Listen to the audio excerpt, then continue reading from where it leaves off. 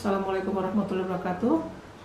Saya lanjutkan lagi untuk materi sistem badan hukum, bagaimana dan siapa pengawas perbankan pada saat ini. Pengawas lembaga perbankan saat ini adalah Otoritas Jasa Keuangan atau dalam bahasa asingnya Financial Service Authority atau FSA, di mana OJK didirikan dengan Undang-Undang Nomor 21 Tahun 2011 yang merupakan amanat dari pasal 34 Undang-Undang Nomor 23 Tahun 99 yang kemudian diubah dengan sebagian pasal-pasalnya dengan Undang-Undang Nomor 3 Tahun 2004 dan kemudian terakhir diubah kembali satu pasal, yaitu pasal 11, yaitu dengan Undang-Undang Nomor 6 Tahun 2009 yang terkait dengan pasal 11 yang berisi mengenai bantuan likuiditas bagi lembaga perbankan. Yang akan saya jelaskan mungkin tidak banyak dalam materi OJK ini. Yang paling perlu adalah masa transisi ke pengawasan antara BI sebagai pengawas perbankan dengan OJK itu dimulai sejak 22 November 2011 yang diterbitkannya Undang-Undang OJK, kemudian 31 Desember 2012 pengaturan dan pengawasan yang terkait dengan pasar modal, dana pensiun, asuransi, termasuk lembaga keuangan non-bank lainnya itu sudah diawasi oleh OJK. Kemudian di 31 Desember 2013 baru pengaturan dan pengawasan untuk lembaga perbankan yang beralih ke OJK dari Bank Indonesia. Kemudian OJK beroperasi penuh sejak tanggal tersebut. Selanjutnya saya akan bicarakan mengenai apa sih yang mendasari atau latar belakang berdirinya atau didirikannya Otoritas Jasa Keuangan yang merupakan pengalihan dari Bank Indonesia sebagai lembaga pengawas perbankan dan sebagai lembaga pengawas jasa keuangan lainnya yang seolah-olah seperti lembaga super body jadinya di bidang keuangan, Otoritas Jasa Keuangan ini. Bahkan ke depan OJK akan mengawasi juga menjadi wacana untuk badan hukum koperasi. Ya, jadi nanti semua lembaga jasa keuangan yang bergerak dalam lalu lintas sistem transaksi pembayaran dan penghimpun dan penyalur dana semua akan diawasi oleh Otoritas Jasa Keuangan. Adanya globalisasi dan perkembangan teknologi itu latar belakang yang pertama. Yang kedua, konglomerasi bisnis yang semakin luar biasa. Yang ketiga, permasalahan subsektoral industri di bidang keuangan. Yang keempat, semakin kompleksnya produk dan jasa keuangan. Dan kelima, amanat dari undang-undang BI yang untuk mendirikan OJK. Ya, kemudian berikutnya dari materi tadi itu ternyata membutuhkan suatu pengawasan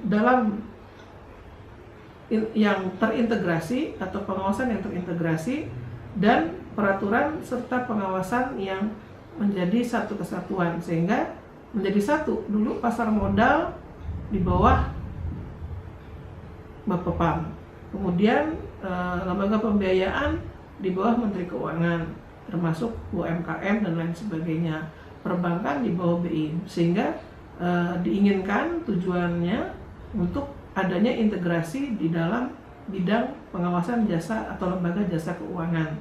Kemudian reorganisasi peraturan industri jasa keuangan dan struktur institusional pengawasan yang termasuk lembaga jasa keuangan. Maka keluarlah apa yang disebut sekarang dengan Otoritas Jasa Keuangan. Selanjutnya, profil sektor jasa keuangan Indonesia adalah yang paling digemari ternyata adalah lembaga perbankan, digemari oleh masyarakat ya. Kemudian yang kedua dalam bidang pasar modal ya. Kemudian lembaga keuangan non-bank ya, baik itu asuransi, lembaga pembiayaan, dana pensiun, dan lembaga keuangan mikro yang sedang terus dipantau saat ini pengawasannya ya. Bahkan sekarang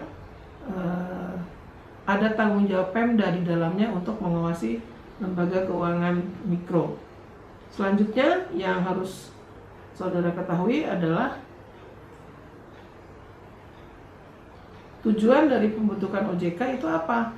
Tujuan dari pembentukan OJK pertama agar keseluruhan kegiatan dalam sektor jasa keuangan terselenggara secara teratur, adil, transparan, dan akuntabel. Akuntabel itu artinya terbuka, ya, dan pembukuannya benar-benar akuntabel, artinya pembukuannya benar-benar dibuat dengan sebaik mungkin dan sebenar-benarnya, senyata-nyatanya sesuai dengan transaksi yang ada pada lembaga keuangan tersebut. Yang kedua, mampu mewujudkan sistem keuangan yang tumbuh secara berkelanjutan dan stabil. Jadi tidak turun naik seperti saat ini kondisi lembaga perbankan. Ya, saat ini dalam kondisi COVID atau pandemi corona ini sudah merambah ke lembaga perbankan. Kenapa? NPL atau non-performing loan atau kredit macet itu sudah semakin meninggi. Kalau sudah sampai tahap merah di atas 2,5% itu sudah bank bisa harus hati-hati, ya, harus ada early warning system atau pendeteksian secara dini atau pendeteksian secara awal. Yang ketiga, melindungi kepentingan konsumen dan masyarakat. Nah, ini yang dulu tidak diatur. Sekarang dulu BI tidak ada pengaturan mengenai secara transparan, secara jelas untuk pengaturan yang terkait dengan melindungi kepentingan konsumen dan masyarakat. BI ada tetapi tidak serigid dari peraturan OJK. Nah, ini yang terkadang menjadi satu tumpang tindih. Di satu sisi OJK harus diamanatkan untuk mengawasi perbankan dan menyelenggarakan atau mengawasi penyelenggaraan kegiatan perbankan dengan baik, sehat, dan efisien. Tapi di sisi lain OJK juga mengawasi nasabah, ya, nasabah dan konsumen yang harus dilindungi dengan peraturan OJK. Dalam hal ini POJK 1 tahun 2013 atau POJK nomor 1 tahun 2013 tentang perlindungan konsumen. Nah, ini merupakan satu prinsip, tiga tujuan ini merupakan satu prinsip prudensial dan satu prinsip market of conduct. Selanjutnya kita akan masuk ke materi apa itu OJK. Ya, OJK merupakan lembaga independen yang dalam melaksanakan tugas dan wewenangnya bebas dari campur tangan pihak-pihak lain kecuali untuk hal-hal yang secara tegas diatur dalam undang-undang OJK tersebut.